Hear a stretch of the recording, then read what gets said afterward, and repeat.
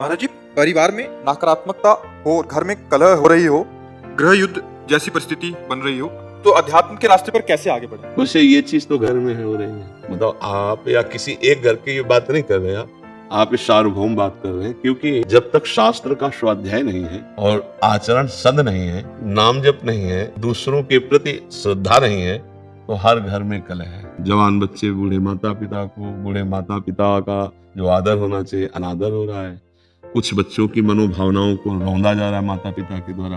पिता भी ऐसे हैं जो पोषण करने वाली वृत्तियों में शोषण कर रहे हैं। तो कई जगह घूम करके अगर बुद्धि को देखा जाए तो धर्म विरुद्ध आचरणों के कारण हर घर में कलह हो रही है। कोई बिरला ऐसा घर होगा जिसमें प्रियता हो, पति पत्नी में प्रियता, पिता पुत्र में प्रियता, भाई में प्रियता।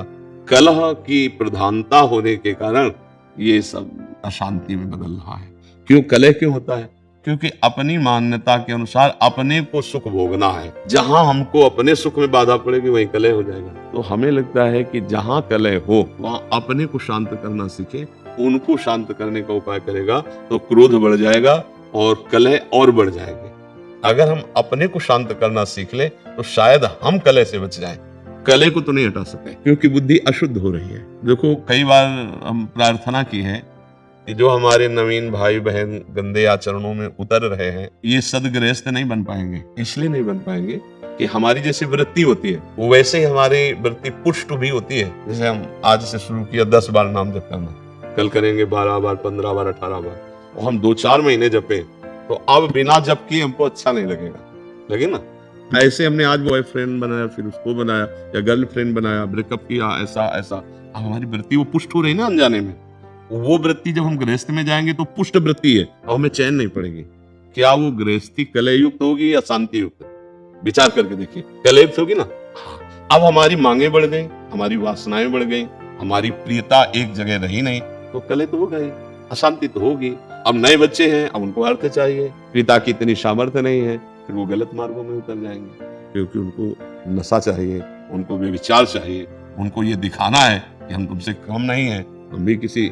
बस ये सब जो बाहरी मान्यताएं हैं, ये हर घर में कलह हो रही।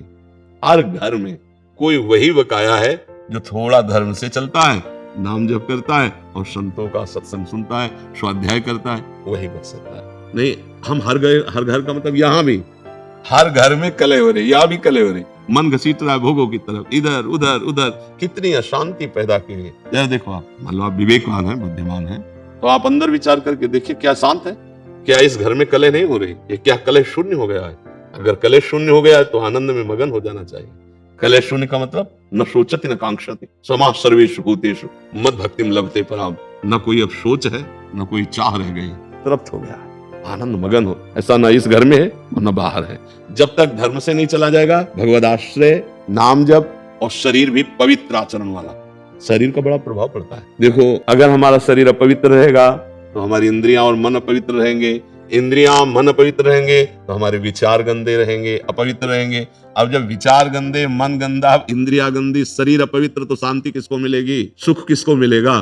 फिर वो क्या, चिड़चिड़ा स्वभाव, कड़वा स्वभाव। कुछ ऐसे दृश्य जैसे संसार में देखे ना, कि लगता है कि ये मनुष्य रूप में राक्षस है, ऐसा निर्णय होता है क्योंकि राक्षसी बुद्धि बढ़ गई है। अरे जैसे बूढ़ी माँ है, उसको जवान बच्चा पीट रहा है, ये राक्षस नहीं।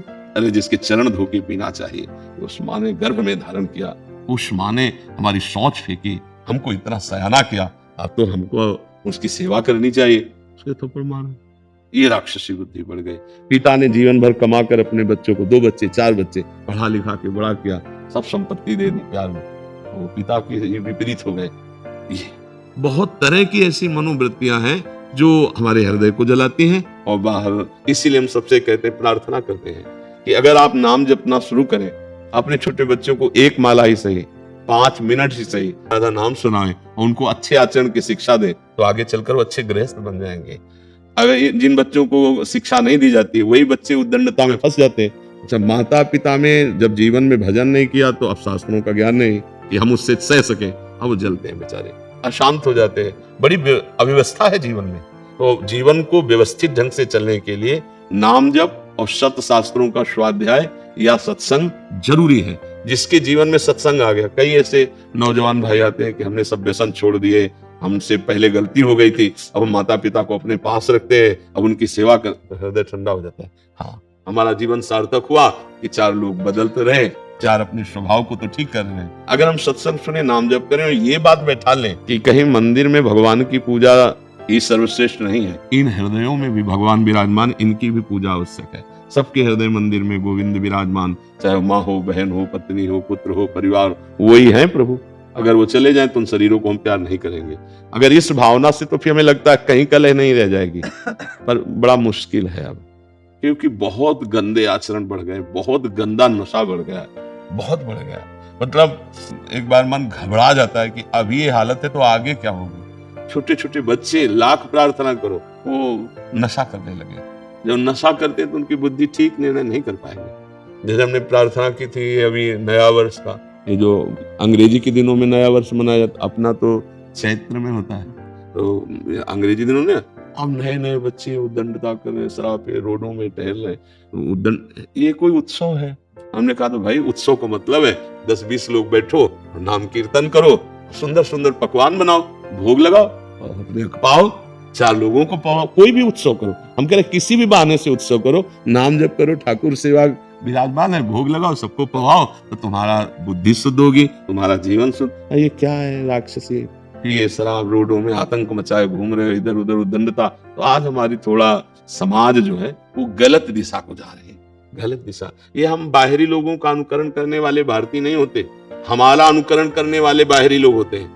देश विदेश में हर जगह हमारे देश के ऋषि मुनियों का महत्व रहा है, यहाँ की उपासना का महत्व रहा है। हमें ऐसा लगता है कि स्वर्ग और नर्क से बढ़कर कहीं कोई और बात नहीं है।